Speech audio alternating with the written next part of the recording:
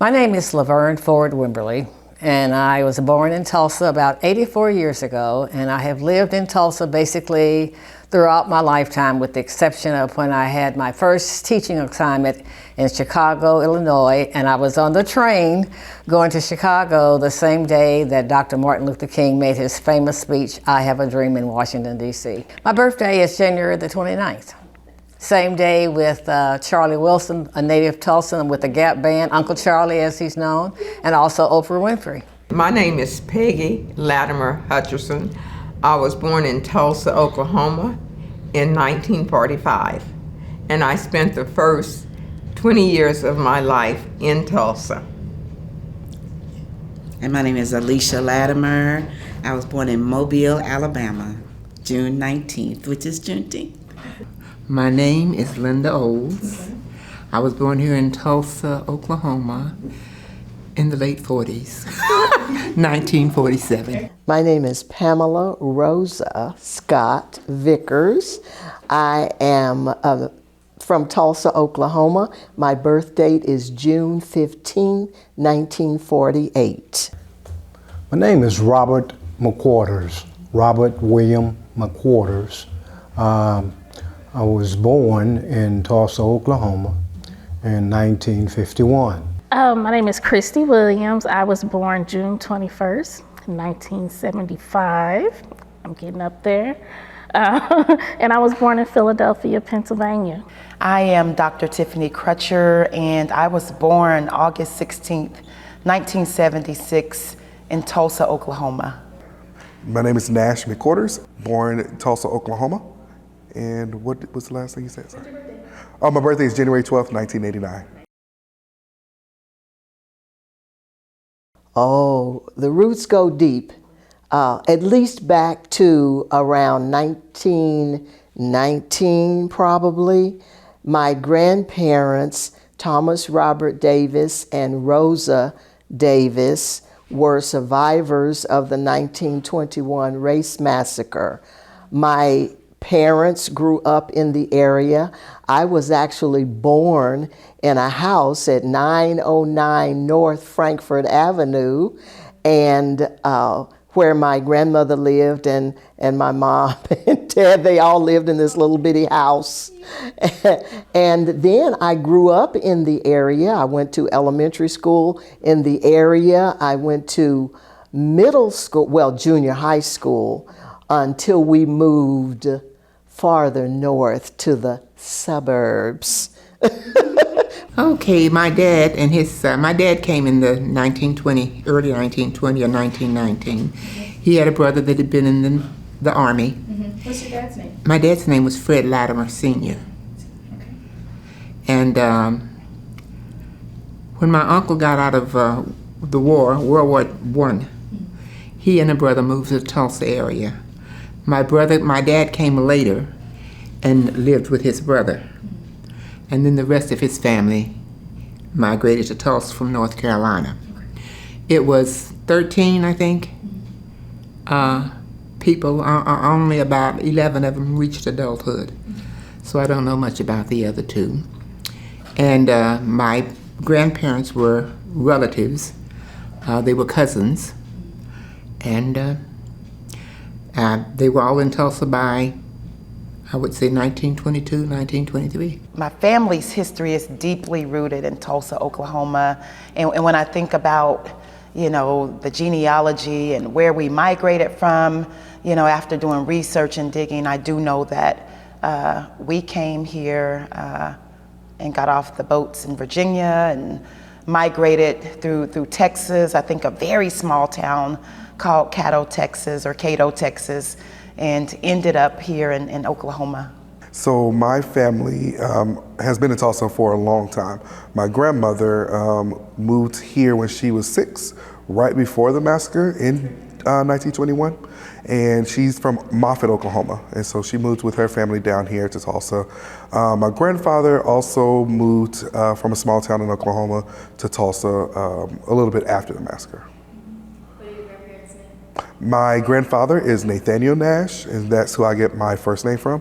It's from his last name. And then my grandmother is Ruth Nash. And I will say, as far as indigenous ancestry, I recently found out that my two-time great-grandfather on my paternal side, Jesse Norris, was on the Creek Freedman roll, so I'm a descendant of Creek Freedman. My great-great-grandfather, Jesse Franklin, he came here on the Trail of Tears as a slave to the Creek Nation. And he was emancipated June 14th, 1866. And then in 1874, he was actually appointed to serve as Supreme Court Justice for the Creek Nation. So we have like deep ties to that. And my great aunt, Janie, she was in the Dreamland Theater when the massacre happened. She was on this secret date that she wasn't supposed to be on. And they came to Greenwood because Greenwood, of course, was the happening place. But they lived where now is called Broken Arrow. We have family in Tulsa area. That's where a lot of the freedmen lived because that's where their land allotments were. But they came to Greenwood to come to this movie, and then the massacre happened. And so that's my tie into the massacre. Land allotments were huge. I actually have most of my family's land allotments. I know where they were located, which is really interesting when I see that. And actually, my aunt, my great aunt, there's a Starbucks and a Doubletree Hotel, 61st and Yale, where her land allotment was. A lot of land allotments were, again, in Broken Arrow, Catoosa area, Jinx. So we have all those documents. And I know a lot of families don't have a lot of those documents, but we have a lot of that to look at. And I see my grandmother, my great-grandmother's name signed on documents. They had white guardians who looked over their finances. My great aunt Janie had a white guardian because that's what they did at that time. But yeah, so just seeing all of that, and then my great-grandmother actually spoke the Creek language. So there's, it's just a lot of history. And I read about my great-great-grandfather. He's in a book called African Creeks. And just reading about him, it's just crazy to know, that it was someone that prominent, in our family lineage. Is crazy. Yeah.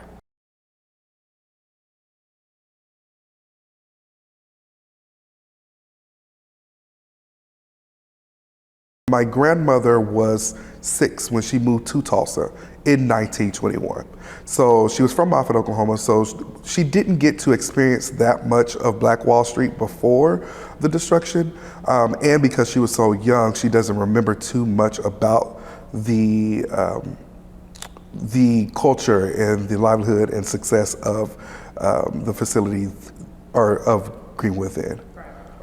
Mm-hmm. So everything that I have kind of learned from the history of Greenwood has been on like research, and I do theater, so there have been times where I've played O.W. Gurley, who was the founder of Greenwood, Black Wall Street, kind of started the first business there, and have learned about Greenwood, Black Wall Street from there. What's it like for you to take on those kind of roles and characters in theater and to really embody it? I love it. I love it. I did that role thanks to another theater person who reached out to me and asked me to take on this role, and she gave me kind of like a script of what to say, told me I could add and remove things however I see felt, and it gave me the opportunity to learn more about O.W. Gurley and why he decided to start it in Tulsa and when, and what he had to do in order to do it.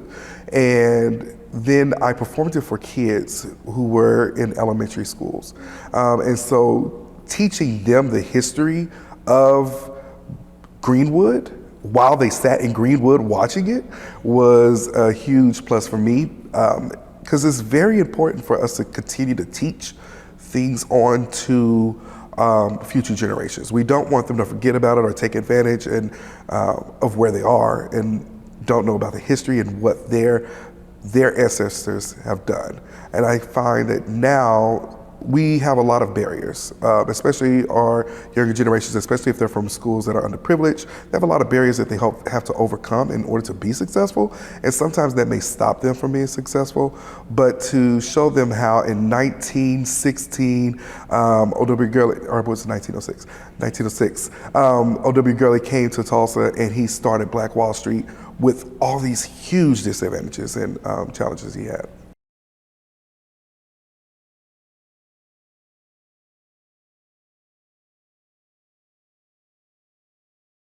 I was pretty young. I would probably say my grandmother passed when I was 14, and I probably knew about it 6 or 7. Yeah, at the age of 6 or 7 years old, I learned about it.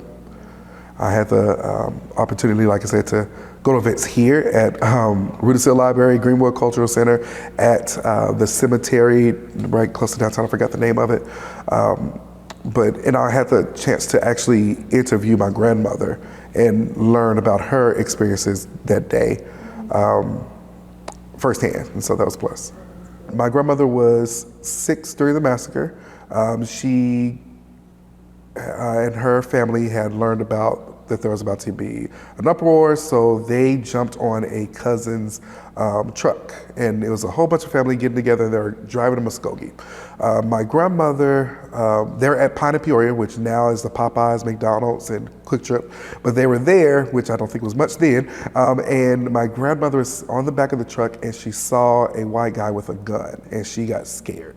She got so scared that she jumped off of the truck, which was stopped at that moment, and started to run back home. My great-grandmother had to jump off of the truck with her, leaving the rest of the kids on the truck to go to Muskogee. There was one other kid, my Uncle Herman, who jumped off the truck either after my grandmother or after my great-grandmother. Don't know yet, really. But they jumped off, and the rest of the family just had to leave, which I think is a hard decision as I think about it. It's like, what do you do in that type of situation? Do you go back and get your 3 family members, or do you go try to protect the rest of them that you have on this truck? And so they made the decision to keep going, to go to Muskogee. And then my great-grandmother eventually caught my grandma, and they went into hiding. She wasn't quite sure where they hid. She didn't remember that much.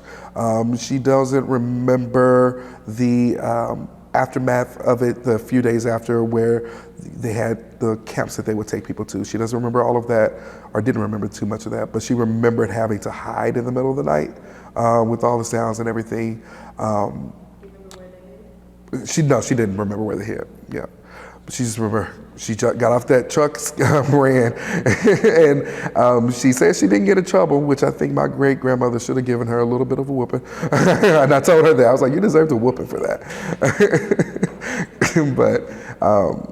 And it's just so interesting to know that if they did not survive that night, which a lot of people didn't, my whole family wouldn't be here. My grandmother eventually had 12 kids, and those 12 kids have had kids and have kids. So within that line, I have over 300 cousins who are in Tulsa, mostly in Tulsa. So the only stories I heard was from Aunt Janie. When we would come and visit from Philadelphia, we always stayed at Aunt Janie's house. And so Aunt Janie used to have this brand new floor model color TV. And she would only keep it in black and white, the settings, because she said the color would ruin your eyes. So we thought she was crazy. Like my sister and I, we thought she was just absolutely nuts. And so when she would tell us these stories, but she didn't call it a massacre, she didn't call it a riot. She just said it was that time when white people in Tulsa was killing black people. And so I always knew about the massacre, I think before it became this huge thing. And when I was in high school, I was at home and the news was on, and I heard this man, his name is Representative Don Ross, and he was talking about this massacre. And what he was explaining was what Aunt Janie told me. And it just hit me like a ton of bricks. Yeah, it was like, that's what Aunt Janie was talking about. And then I realized that Aunt Janie wasn't crazy. And I hate that I realized that after she passed on, but I was like, She wasn't crazy. And so I wanted to know and learn everything I could about it. So anytime they had a town hall meeting or anything, I was there. Like I wanted to know. Yeah, growing up, in Tulsa, North Tulsa, the Greenwood area, I never really knew about Black Wall Street, didn't know about the Tulsa Massacre or the race riot, as they called it at the time. Just grew up in a modest household, and, my parents were considered pillars in the community, and, I felt like I had a pretty great life. It wasn't until I went off to college at the Langston University, and people from all over the country who went to Langston, like Chicago and New York and Detroit, Los Angeles, they would ask, of course, naturally, where are you from? As I met new people and new classmates. And every time I said Tulsa, Oklahoma, instantly they would say, oh, Black Wall Street, oh, Tulsa race riot. And after about the third time I heard that, I remember going home for the weekend and asking Dad, what is Black Wall Street? What is the Tulsa race riot? And that's when he shared with me that his grandmother told him about a massacre, a riot that had taken place. He had just got home from Vietnam. Dr. Martin Luther King had just been assassinated and riots broke out. And she was on the phone with my father, my great grandmother, Rebecca Brown Crutcher, checking on him, and she whispered to him on the phone, something like that happened here in Tulsa. And my dad said, what are you talking about? And that's when he found out about the race riots. We call it a massacre now, and that's what he passed down to me. And my first question was, why did no one tell us about this? Why didn't I learn about this at Carver Junior High in Oklahoma history? Why didn't I learn about this at the Booker T. Washington High School, when we talked about the Trail of Tears? Why was this history, my legacy, my family's history, omitted from the history books? And I learned about the 1921 race massacre when I had been married to my husband for 20 years. And my mother-in-law was speaking to someone one day, and I overheard her conversation, and she said, that was back when the race riot happened and they tore up all this whole neighborhood. And I said, what do you mean? And that was my first introduction to realizing that had even happened. Though I grew up in schools in Alabama and Oklahoma, and nobody ever mentioned any race riot in Tulsa. So that was my introduction, and to find out that this is my sister-in-law, my husband and his family's uncles were in Tulsa at that time, and one of their uncles, Uncle J.C., I have his transcript of his eyewitness testimony about how he was marched down the streets, how someone hit him in the face, hit him in the jaw when he was arrested, how they were shooting into the home he was at. And Uncle J.C. then and his brother were architects who built Mount Zion Baptist Church. Actually, they really did. When we say they kept quiet about it, they really did keep quiet about it. The only story I knew was the destruction of our church. Our church had been opened in April of 1921. We had built a big church, $50,000. We owed $50,000 on it. It cost more than $50,000 to build. But it had been destroyed, and as a child, I was meeting in the basement. We met in the basement of the destroyed church. We were raised in Mount Zion Baptist Church.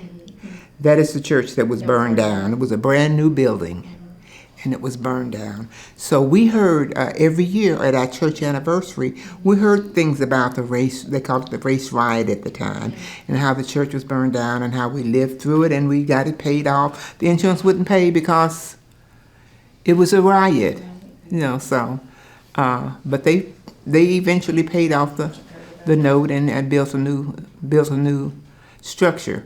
But there were a lot of people that didn't have a clue. I remember an older man, he was born in 33. And he told me he didn't hear about the race riot until he was in civics class in junior high school, which at that time was Carver School. And he said he laughed at his teacher. And the teacher got mad, he said, and so we went home and he talked to his mom, and she said, well, that is true. But a lot of people were worried that something worse than the riot might happen. They didn't want another riot. They weren't in control. A lot of their homes were destroyed, and there were a lot of people that were killed, and they didn't want to have to face that again. And I can understand being silent. I can understand that. So they didn't discuss it a lot. And we had a lot of friends that didn't have a clue.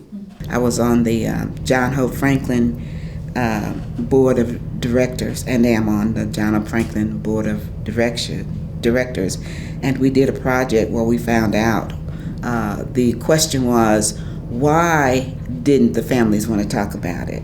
There was a fear of retribution. There also was a fear of making the young people so angry that they might want to retaliate. And that was something that they just kept to themselves. And then as a coordinator, several people called me. White people wanted to remain anonymous, and one African-American person wanted to remain anonymous. But they called and told stories of one man's father loaded bodies onto a railway car going north. And another man told me, has a eyewitness testimony of his father sitting and crying because of what had been done to the black people and them being buried in an area of this city where there were pits, and they were throwing people into the pits. But what people don't know is that some of the people were still alive and crying and screaming when they were being buried with those other people. So one other story is of a woman who saw a little child dead body on top of a truckload of dead bodies when she was 7. And it traumatized Ruth Sigler Avery is a white young lady who told that story, but it stayed with her so long that she then became a person who did a great deal of the research, and her information is on file to hear the horrors of what happened that day. I want to know about, I think one of the stories that isn't often told is of the children who were murdered. And there were many children murdered, and there are stories and eyewitness testimonies. And I think we leave the stories of the historical trauma that happened out of too many stories. So I think digging up those graves, understanding that it wasn't just adults, it was teens, it was children that were being murdered. And so it's important that have a committee that was set up to be a part of what happens with that investigation, and that from my understanding, that committee was being largely ignored by the powers that be. And that is just tragic for the community to be so careful about revealing, especially the places where bodies were found. I've gotten information on places in Tulsa, the ballpark, the BOK, the other areas in this city where those bones were found and the story was covered up. So my interest in it then further is to say, if you found bones, if you found body parts, and you're focusing here on this grave site, don't forget the hidden places that people don't want to whisper or speak out loud about. We decided to take a picture at Oak Lawn with shovels, and it went on the front page of the Washington Post.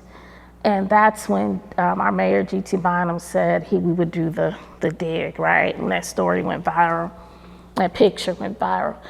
And I was so excited. And then Vanessa demanded that we have an oversight committee, because she said, I don't trust you all to do this by yourselves. We need to have an oversight committee. And so we had opportunities to go volunteer and help. And the day that I was signed up to volunteer was the day that we actually, they had decided to carry the remains in these makeshift cardboard coffins, and they marked it's maybe like a little under a half mile where they put a makeshift lab on Oklahoma on the ground into where the mass grave was, and they pathed out a path for us so we wouldn't step in any holes, because the remains were very fragile. And so as we walked them out in like a pallbearer fashion, there were children that day that I volunteered. And when I seen because the news, they didn't show this on the news. And being someone, I'm not an archaeologist, I'm not an anthropologist, but I seen their skulls looking back up at me from that ground. And I didn't see them as just remains. I literally had faces for them. It's weird, but I seen faces. And as we carried each one, we would do a prayer.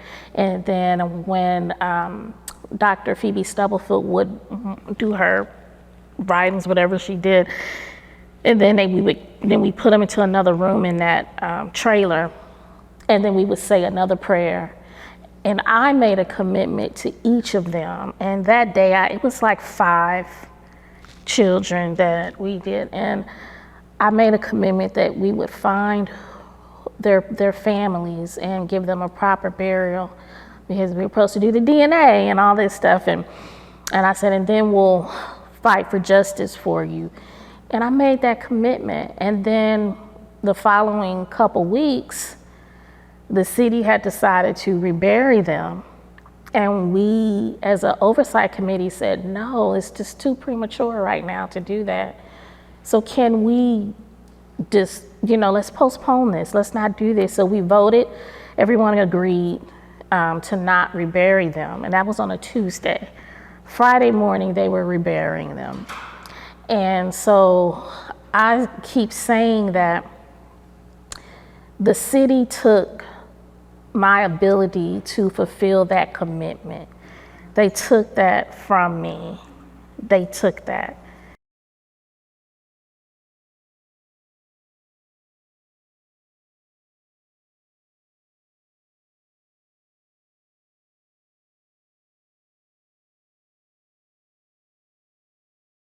It's hard for me to understand. I had 2 uncles I know and a father living here during the massacre. But shortly after, my father's whole family actually moved here. And I said, well, why would they move there when there was such destruction? Well, they happened to be in the construction business. And so they had a chance for employment in reconstructing and rebuilding Tulsa. So there was employment here for them. But most people for a long while did not, most blacks did not move to Tulsa for a long while. I think when they started to rebuild, because they started to rebuild immediately, is what was passed down to me, requiring the help of the other black townships, because after the physical violence stopped, we know that the policy violence kicked in, where they wouldn't allow our ancestors and the community members to file insurance claims because of this quote unquote word riot. And so they had to solicit the help of 50 other black townships to start the rebuilding process. And what I do know is that thousands of people were displaced. We think about rebuilding and saying that everybody had the opportunity to rebuild, but a lot of people had to flee, not as immigrants, but as refugees, fleeing racial terror violence, and a lot of folks never returned. And so there is what we call a Greenwood diaspora, where Greenwood spans across state lines. And so it's definitely a spirit right now. And, every time we commemorate this anniversary of what happened, we call it homecoming, because we know that people are coming home to not just commemorate what happened, but also to honor, the creativity, the ingenuity of what was once built, and the Black excellence that I know is in my DNA.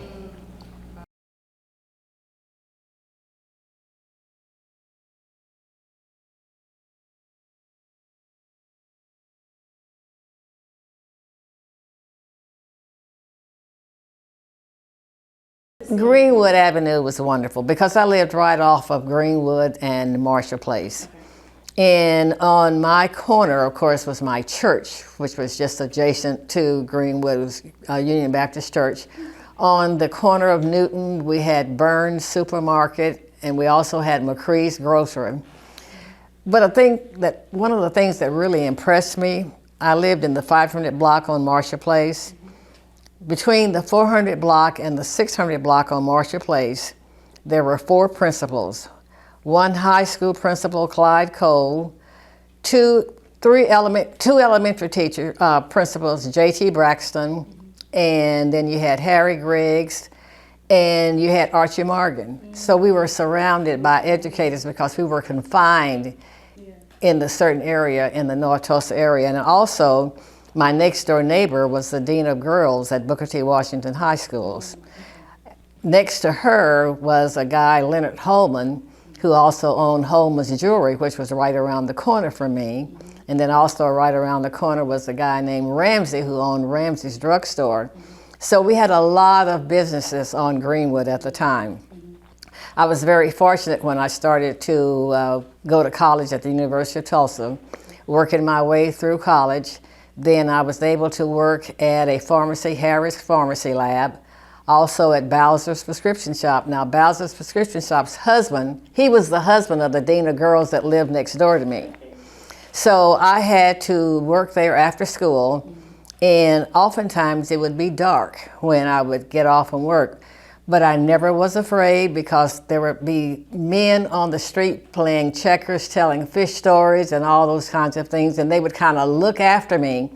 If I would be maybe, say, 10 minutes late from my usual time, they would be looking, making sure I was okay.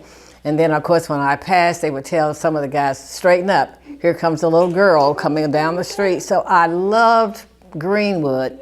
I loved the nurturing that I received from strangers that I didn't even know, but everybody took ownership of who you were and what you were trying to do. And then there were all kinds of businesses. You had the theaters, you had Cannon's Dry Goods Store, you had Latimer's Barbecue. We really didn't have to want for anything, and oftentimes we never left the neighborhood because we had so many things that were available to us at the time. It was pretty much just a closed community. We had from Pine to Archer, we had about 5 or 6 drugstores, and back then drugstores had soda fountains and stuff and ice cream. We didn't get that often, but it was the fact that it was there. There were several restaurants. There was a theater, and it was on Deep Greenwood. Mm-hmm. What we call Deep Greenwood is down close to Archer. Okay, thank you. Okay, we had a skating rink there, and we had a theater there. One of the delightful things was on Sunday, after Sunday school, we would meet at the drugstore that was down on Greenwood. We would leave, all the kids, we'd leave Sunday school and we would go down to Cal's drugstore, and we would, I could only get like a Coke. I didn't have like 50 cents to get a malt or anything like that. And we would meet down there, then we would hurry back to our own churches, because there were about 5 different churches you could go to, and Paradise was one of them. And then, of course, Paradise Baptist Church. Paradise is one of 3 churches still in the massacred area that was there at the time of the massacre. In fact, it was 1912 is when Paradise was started in that location. And I went to the theater. It is in that location to this very day, 111 years old. And like I said, it's only one of 3 that remains in the area. There was the Rex Theater where I went, and my mother recalls going to the same Rex Theater, but she also went to the Dreamland Theater, which was farther down. And she went to another one that was farther north, out on Apache and Peoria. There was another theater out there, but that's when I was growing up, not when she was growing up. And I can remember when I bought my first 45 record. I bought it from Mann's Record Shop, which was on Greenwood, and I bought The Duke of Earl. That was the name of the record. And it was a 45, and I had gotten a record player for Christmas. So that's how I got to do that. I wish I had that record player now.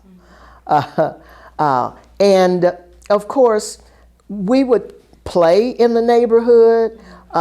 We would play on the church steps. We would play at night on the steps. I would spend the night with friends. I can remember my grandmother sweeping her dirt because she had no grass, but she swept the dirt. No, it was the front.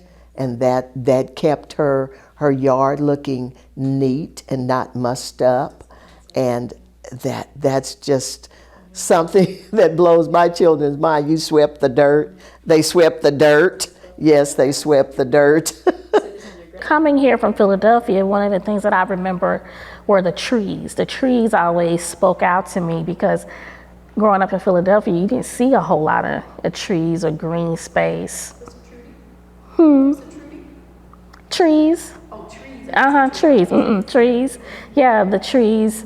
And just the green space, the parks, it was just beautiful to me. I was like, wow, you see this, and you don't see that in Philadelphia as much. So that spoke out to me more than anything, and that's what I would be more excited to see, and just have like some grass to go run on. I remember that as a child.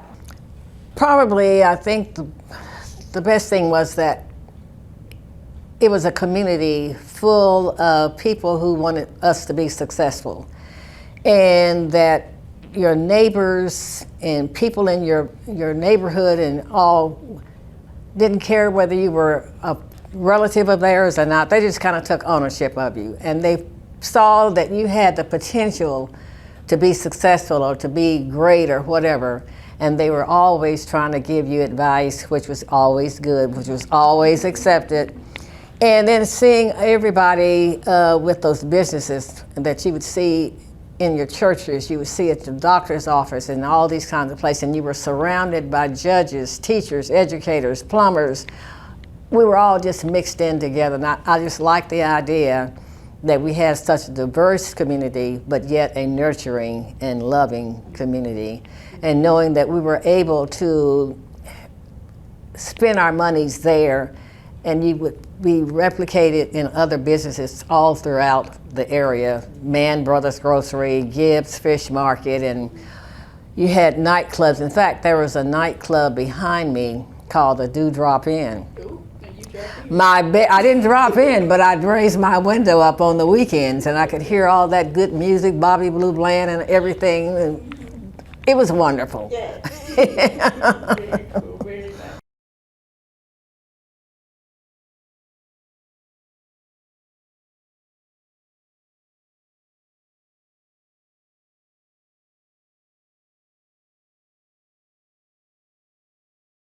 All right.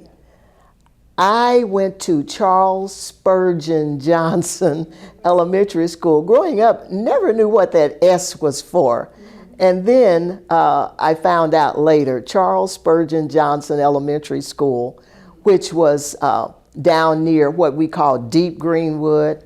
And it's the elementary school my parents went to. Well, my mother went to that school. And at the time my mother went to that school, it was not only the elementary school, but it was also the high school. And they went to Carver for junior high school. But the elementary school was here, and the high school was over here. And it was called Booker T. Washington Elementary, though, at that time. But by the time I got there, it was Charles S. Johnson Elementary School. And I had a wonderful elementary growing up. And I can remember when I had an opportunity to work in the cafeteria when food was really cooked and when they served it on real dishes. And I got to work in the cafeteria. That meant I could eat lunch free. And I actually love that work. So guess what I do best now? I wash dishes. I don't cook. But so I got to do that, and I loved most of my teachers, most of them. I had a crush on the arts teacher, Mr. McGowan, and I had great friendships. We walked home, just throngs of kids walking down the street. We would go up on the railroad track and walk on the tracks and slide down the wall, and it was so much fun. And we couldn't wear pants to school when I was in elementary school, so I don't know how we managed in the cold, but we did. We did. I walked to school, I walked home from school with a classmate when I was in the kindergarten. The school was down there where OSU Tulsa is. What school was it? Charles S. Johnson Elementary. And so that was on down where OSU is now. But we had to walk down to Latimer Street and then go west for another block and a half. We were 5 years old. There was no problems with us walking to school, walking home from school by ourselves.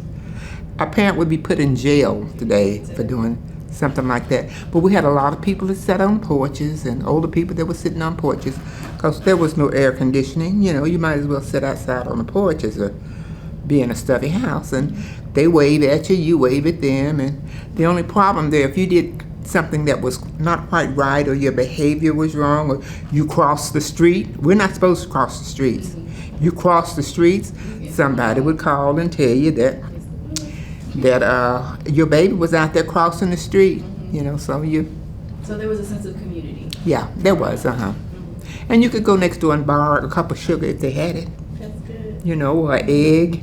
What I can remember at Dunbar was I attended Dunbar from the years of 1956 to the year of 1962, from the kindergarten to the 6th grade. And when I was going to school, my elementary school and junior high school, and also my high school was not integrated. That didn't come till later. With the concept of integration growing up? No. Did you No, it was a no-no. You just went to the schools that you grew up by. Yes, all black teacher staff. You did, you growing up, kids gonna be kids, and you get in a fist fight with fellow students, but at the end of the day, you shook hands and everything was fine. It was pretty much just being kids, doing kid stuff. Yeah. Yeah, I mean, it was the value. It's like when I was in elementary school, it was kind of your parents gave the teachers the authority, or that whoever the adult was, they kind of had the child as they was being parents away from your home, So you got chastised, or you got you were straightened out with the teachers, and then you got straightened out at home. What about you? Did you ever get straightened? Oh yeah. Absolutely. Well, I grew up in Tulsa, born and bred, and I feel like I went to some of the best schools that the city of Tulsa had to offer, like Emerson Elementary, right there on the the western boundary of the historic Greenwood district, the Kirkpatrick Heights area. And then I went to school at Carver Junior High, right on Greenwood, right in the Greenwood district. And then I went to the Booker T. Washington High School. Oh yes, rah, rah, rah, Hornets. The mighty class of '66. I didn't miss a game. I went to all the games. I went to every baseball game, every basketball game, every football game, just for the fun of it. At Booker T. Washington, I was involved in music. I was one of the soloists in our choir, but I was also in the theater group, and I got lead roles in the plays each year. And it was not our town, but we became very public with A Raisin in the Sun. And it was a landmark because it was 1965, 66, civil rights, that Lorraine Hansberry movie that talked about the struggle. We were interviewed on the news, and each night the auditorium was packed. I decided to apply to my family's alma mater. I have a huge history of family who went to Booker T. Washington High School. So I applied and I got in, and it was the best decision ever. I loved it there. I was able to reconnect with more people that share the same background as me, but I was also able to learn and be with a lot of people who weren't African American. So.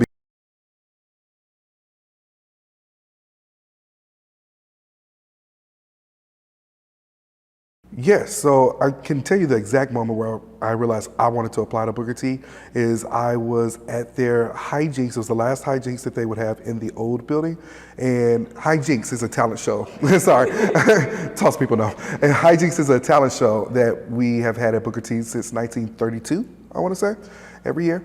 And it was the last one in that building. And the last thing that they did was they sung the school hymn. And I remember my dad was sitting next to me, but you have to stand for the school hymn. And he knew every single word. And he graduated in 1969. And to see everyone else who had been there or hadn't been there in a long time and knowing those words and having such pride in it really stood out to me. I have him who graduated in 1969. I have aunts and uncles who are all in the 50s and 60s. My brother and sisters went there in the 90s. But then my grandmother and my grandfather, both of them finished at Booker T in 1934. So I have a long history of grandparents, parents, cousins, uncles, siblings who graduated from that institution. So it's kind of a staple in our family.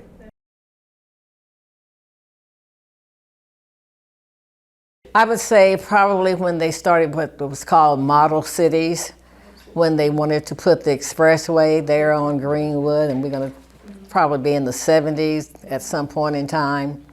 And so the businesses then were displaced and owners were moved out. Yes. Mm-hmm. It really just destroyed many of them for sure, because now you don't see any of those businesses that we had, and there was no generational wealth.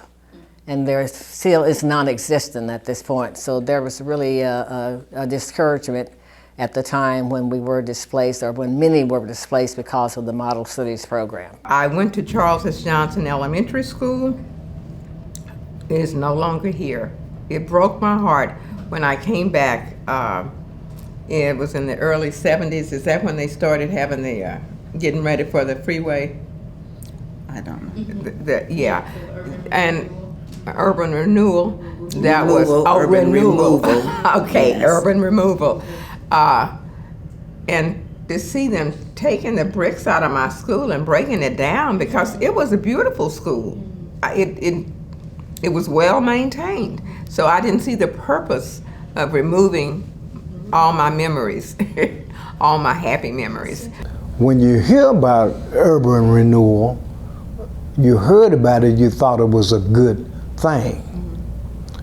But after everything is over with, and it's not so good for the community. In the 70s, I want to say, is when there was a push to put a highway that connected Tulsa, should I say, but it really kind of divided Tulsa, in truth.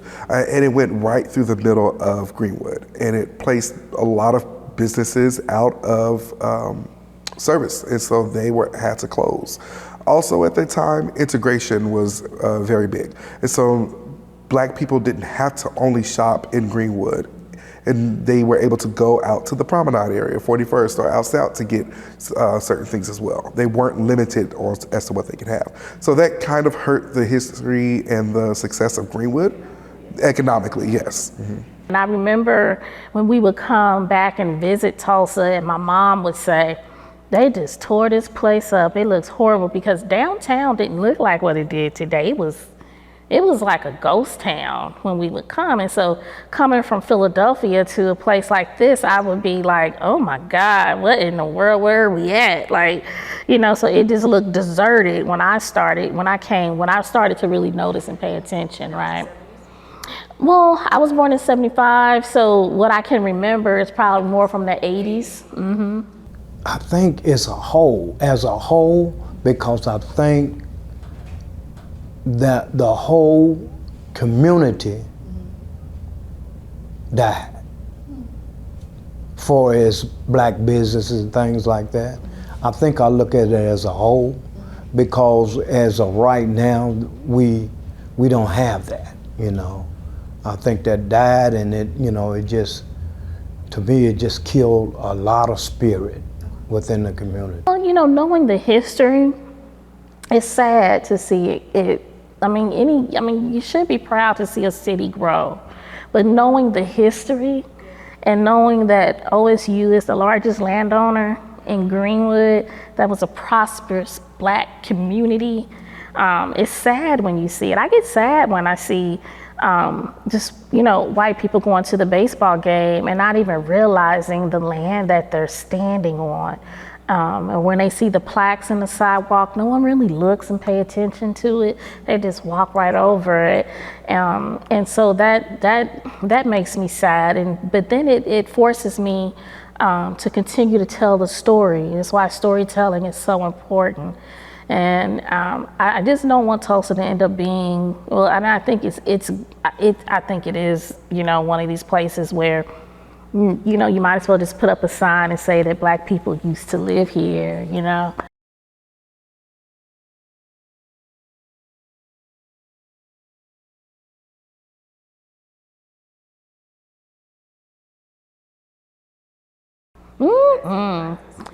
So Kevin Ross, who passed away recently, good friend of mine, his story about the redbirds is so hilarious. When we first started in his work years ago, and he discovered one of the other mass graves, an old Black cemetery. It's also, we're supposed to be looking at that, city has not.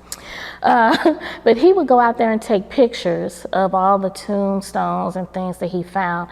And he said one day he was walking out there by himself, he kept hearing this rattling in these bushes. And he was like, what is that? And so he just ignored it, and he went on, and he said he kept hearing it. And he was like, what? Okay, I'm getting out of here.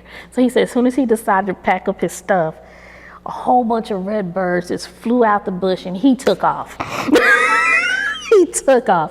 And so he actually talked to Maybelle. Maybelle was a survivor at the time. And she said, that was an omen. And Kevin said, he was like, oh my God, somebody pray for me, an omen. Oh my God, he thought that he was cursed and everything. And she said, no, fool. She said, no, fool. She said, that's a good thing. Those was those ancestors thanking you for finding them. And so every time I see a red bird, I know as the folklore or spiritual says, but I do believe that they carry your ancestors. But I think of that story whenever I see a red bird. And now that Kevin has passed on and I see a red bird, I would say, thank you, Kevin. The Rex Theater. Yeah, we could take butter labels. You could take something off the butter box, and you could go in there and you could get in for free. Or either we go get in line and you show your thing, and as you get it ready to go to the door, you pass it back. So the next person could get in. Yeah, okay, that and Lakeview. Lakeview was not on Greenwood, okay. Lakeview was out close to Mohawk, and it was an amusement park. And they set a day aside once a year. Was it once a year, Peggy? That we could go that we could actually go. That was Colored Folks Day.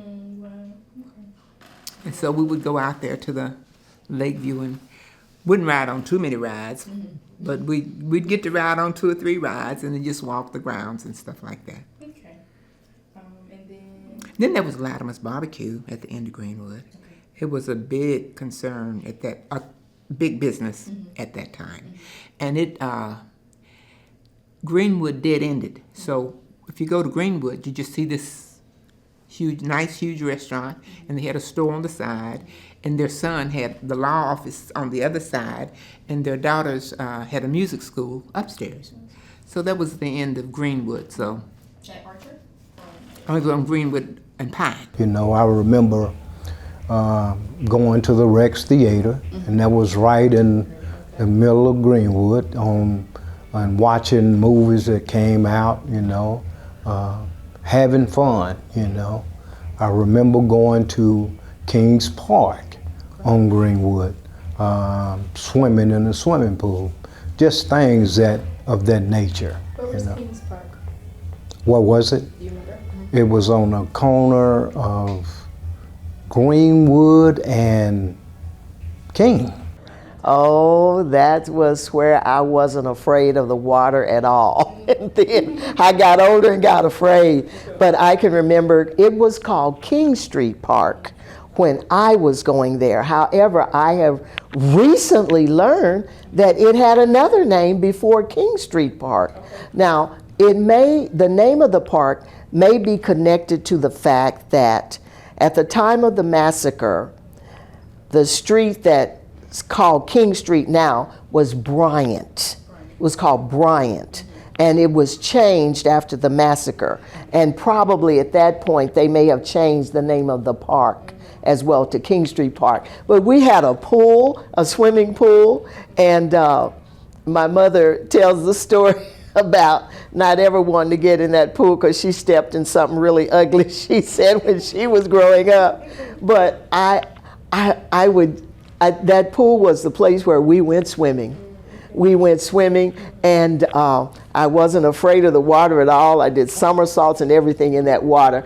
It was a great park. It was a place where we could gather, where the kids would play every day or during the time when the pool would be open. That's where we would gather. Now, when it was changed, I don't remember when they filled the pool in and all of that, but when the park became known as B.S. Roberts Park, Mrs. Roberts actually asked me to sing on that dedication program.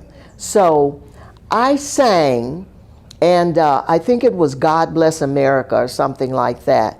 But I remember saying, should it be King Street Park in memory of B.S. Roberts? I remember thinking that and saying that.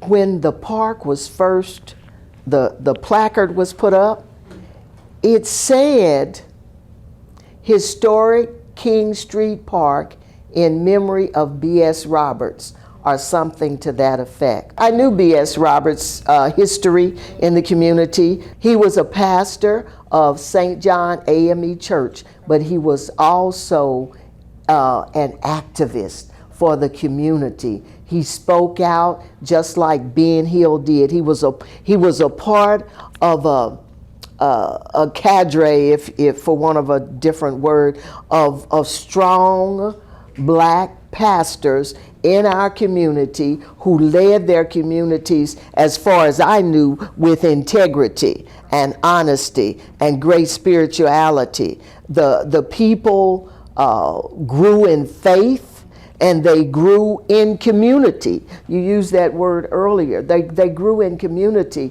And as far as I understand, they had a bond that kept them together through all of the difficulties that we went through. And it's my understanding as well that B.S. Roberts was on the front lines of those gatherings where there was protest, where they were speaking out. That's my understanding. And probably some even in Oklahoma City he was a part of. Being a member of the historic Vernon AME Church, that place lights me up. Being there, doing community initiatives there in that church, the history there.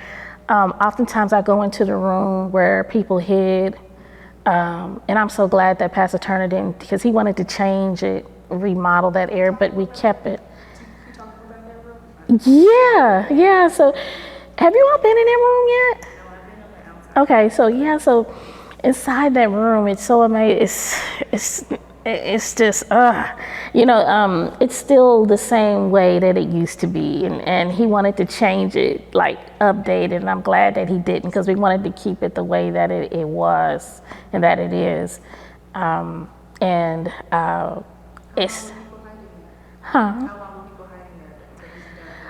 So I've heard different things. I've heard people stayed there for 2 days, 3 days. So I'm not sure exactly how long. I don't know. But another thing there that lights me up is the Book of Redemption and the chairs that Samuel Jackson gave to the church. He was a trustee at Vernon. And Samuel Jackson was the funeral home director during he owned the funeral home, Jackson's Funeral Home, which is the Jackson's great uncle. Tito Jackson was just at church the other day, like literally taking pictures of his uncle there. And so he loaned these chairs. Now you just think about this. The Sunday after the massacre, the members of Vernon had church. They had church. And they had nowhere to sit. So Mr. Jackson said, you can use the chairs in my funeral home. So he brought his chairs there. Those chairs are still there at Vernon. And so sometimes I'll sit in one of those chairs and you just think of that.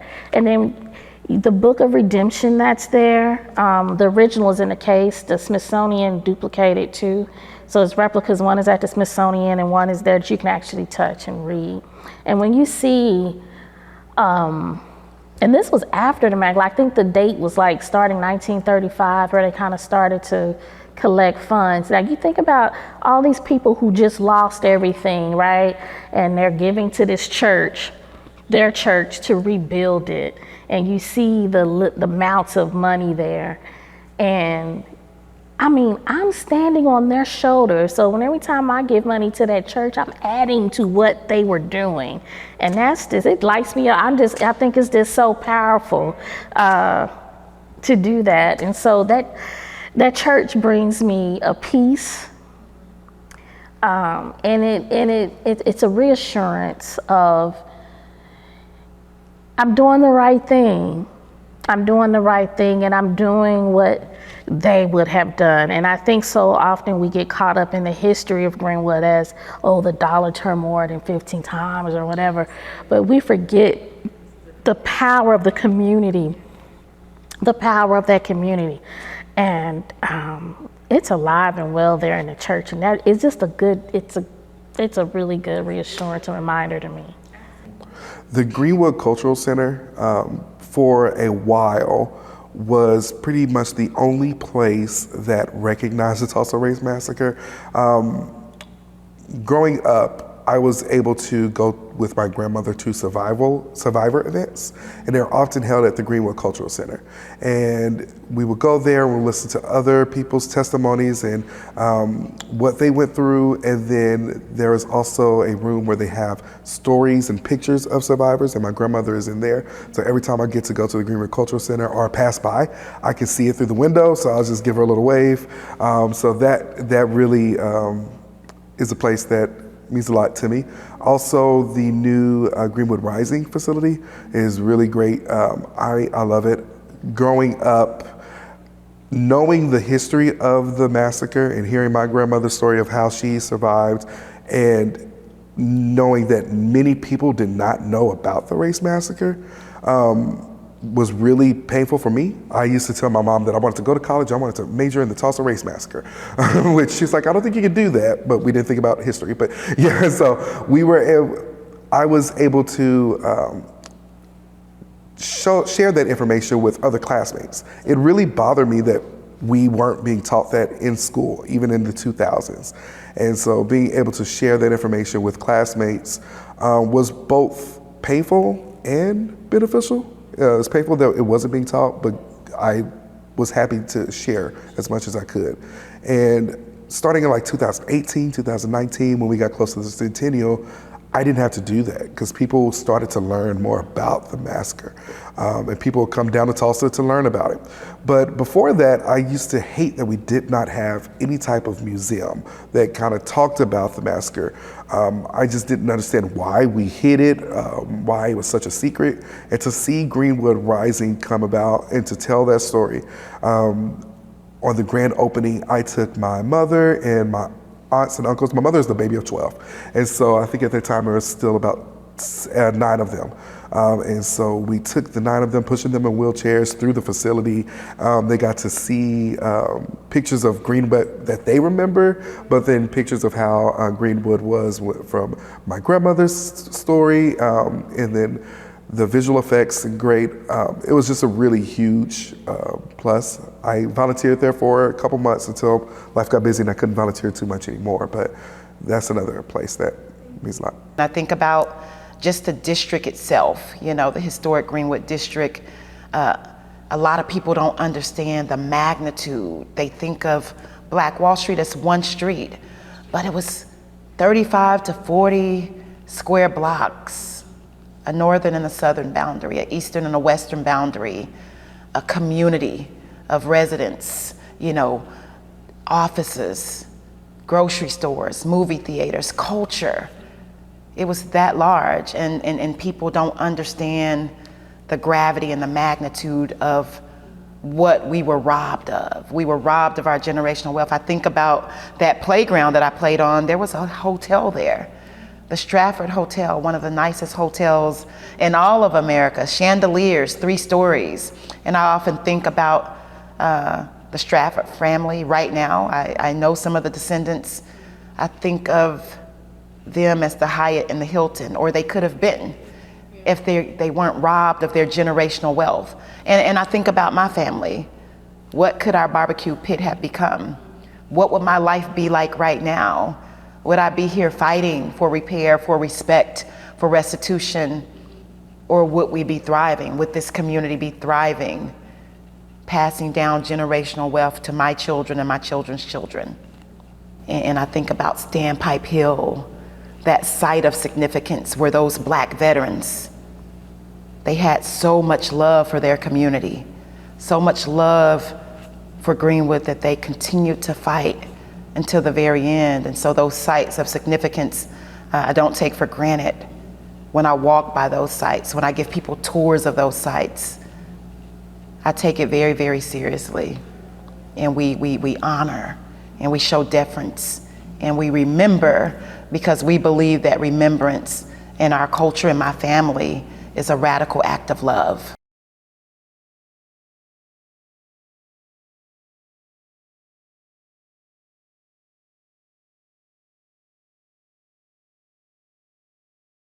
Oh, well, I must say, which I think Dr. Onawale has heard me say, I would get so excited when I would see the team down there, and then I participated through the Black History Saturday Archaeology dig with my grandchildren, and it was just a beautiful thing to experience because of the interest that is in the area. And when I think about you all trying to figure out what our community was like, then it gives me joy, because that means somebody cares. You care about what we were. Whatever your goal may be, or wherever you want to go with what you learn, that's whether it's to bring us joy or not, you're doing it. So we get that benefit from it. And the young people that I've seen, such as yourself, doing this, and some who I think are still in high school, one or two still in high school, and what they will learn, what you all will learn about that community that nobody will know except you uncovering it. What you will learn about how we lived, how we loved, how we learned, how we had fun, how my dad went from pool hall to pool hall, or they went from club to club, or they went to have a bowl of chili with my mom when they were courting, or how my mother as a majorette marched up and down Greenwood, and the things that were left behind by the people that I know from that community. My grandmother actually had a house to burn down, not during the massacre, but a house to burn down and her baby in it. And the things that were left in the dirt, you know, so that excites me about what you're learning. I'm kind of a collector, you know. If I find something in the dirt that seems interesting, I kind of put it aside. I have my own little collection of metal things and pieces. In fact, my husband used to say, this must have been a landfill, because there's all kind of stuff in the dirt. And knowing that you will take that and you all are going to catalog it, or you're going to document it some kind of way.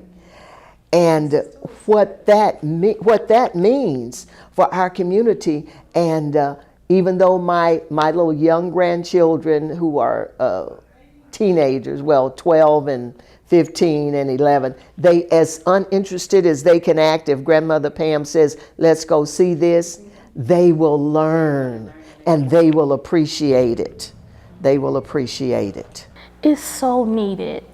It's so needed, and it's at the right time to do it, because no one has, you know, so often people, they're in this work for other reasons and not really preserving the story or talking about the happier of times, and it's needed. You need both of them. You need both of them. You need that balance of it. And so what I love about the work that Parker and Dr. Odewale is doing is that they are giving us an opportunity to actually see what it was, and to revision, and it's intersecting storytelling and archaeology together. And right, but when you look at I would say the normal, not saying that you're not normal, Parker, but when you look at the normal archaeologists, they're only looking at it on a scientific basis. But when you start to make it more personable,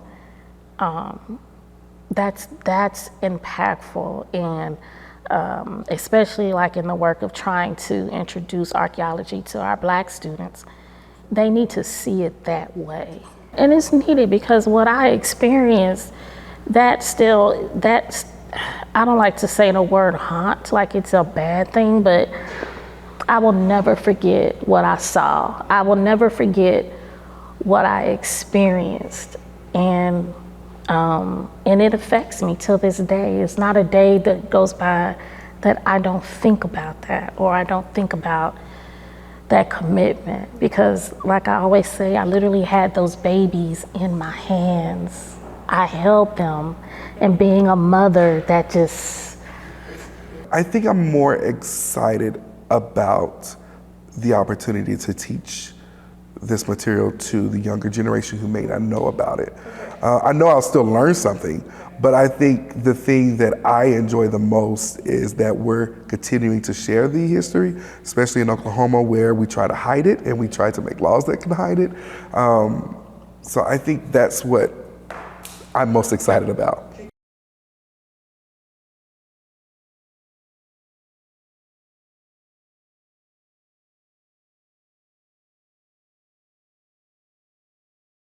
I got to know Wes Young.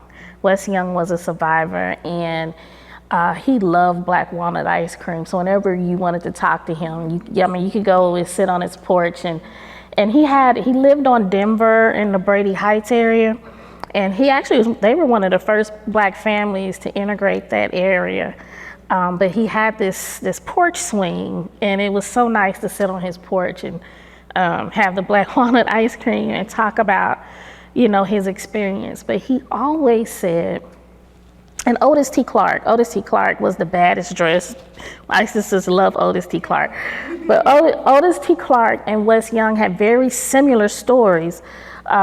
Wes Young, he would talk about, he always wondered what happened to some of his friends, to some of his family.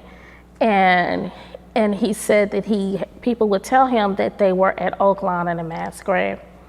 Otis T. Clark always was like, he wondered what happened to his father. It was his stepfather, but he considered him his father. And he said word had that he was in Oak Lawn in a mass grave. And it was right where Clyde Eddy said it were. And they really believed that is where they were. So as I'm getting to have this friendship with Otis and with Mr. Clark and Mr. Young, and I seen when they went to I was going to say City Hall, to the Supreme Court, right, through their court case with Johnny Cochran and all that. And when they lost that case, the light just went out. It just, especially in Mr. Young, he just became, what word would I use? He just became numb. He became just quiet. It wasn't, he lost, that spirit he had was gone. It really was. And I saw hope leave. Like there was no hope. And talking to him was different at that point. And he just really, he didn't have any faith in this city that he used to have, or at all. I mean, he just kind of really blanked out. Mr. Clark he stayed strong.